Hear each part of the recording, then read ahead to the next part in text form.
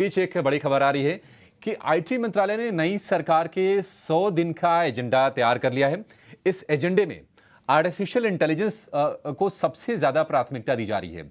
हमारी सहयोगी सुमिता करीर हमारे साथ जुड़ गई हैं ज्यादा अपडेट्स के साथ। सुमिता, बताइए एजेंडे में और क्या क्या है, कहां पर फोकस है आईटी मंत्रालय का?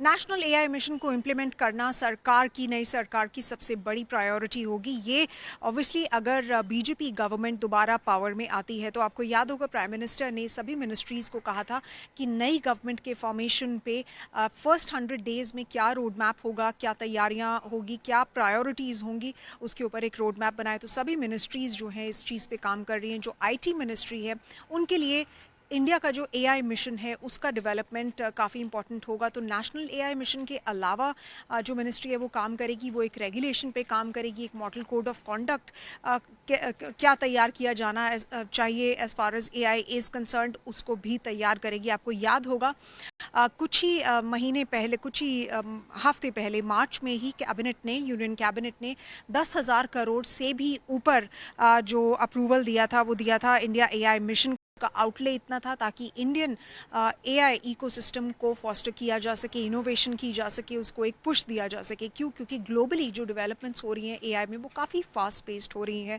एआई का जो इम्पैक्ट है ओवरऑल लोगों के ऊपर, उसका भी काफ़ी असर देखने को मिल रहा है। कॉर्पोरेट्स भी इसको काफ़ी तेज़ी से अडॉप्ट कर रहे हैं। तो इसके चलते गवर्नमेंट ने ये नेशनल एआई मिशन इंट्रोड्यूस किया था। और इसका जो कोर एजेंडा था वो ये था कि making AI in India and making AI work for India. इसके कुछ 6-7 पिलर्स थे। इन 6-7 पिलर्स को भी जो सरकार है उनका वो डेवलप किया जाएगा फर्स्ट 100 डेज़ में। तो जो ये पिलर्स थे, सबसे पहले बात कर लेते हैं एआई कंप्यूट कैपेसिटी की। जो कंप्यूट इंफ्रास्ट्रक्चर है उसे तैयार किया जा सके, एआई स्किल्स तैयार की जा सके, एआई एप्लीकेशन डेवलपमेंट किया जा सके, एआई इनोवेशन सेंटर जिससे कि जो इंडिया के स्पेसिफिक एलएलएम्स हैं, लोकल लैंग्वेज मॉडल्स हैं, उनको तैयार किया जा सके, क्योंकि इसी के बेसिस पे बाकी डेवलपमेंट भी होगा। उसके अलावा AI future skills, AI startup financing, ताकि स्ट्रीमलाइन एक्सेस हो फाइनेंसिंग का बडिंग एआई स्टार्टअप्स को। और इसके अलावा जो गवर्नमेंट का मेन एम है वो ये भी है कि ये जो सारा डेवलप किया जाए एआई मिशन, ये पीपीपी मॉडल पे किया जाए, यानी पब्लिक प्राइवेट पार्टनरशिप्स के बेसिस पे किया जाए। जैसे अगर स्किलिंग की अगर आप बात करते हैं तो आईआईटीज़ या आईआईएम के साथ पार्टनरशिप्स भी की जा सकती हैं इस एरिया में टू डेवलप दिस पर्टिकुलर, जो मतलब स्किल्स का स्पेसिफिकली है उसको डेवलप करने के लिए। उसी तरह से बाकी 7 जो पिलर्स हैं उनको भी डेवलप किया जाएगा और ये पीपीपी मॉडल के थ्रू होगा। शुक्रिया शुक्रिया सुमिता।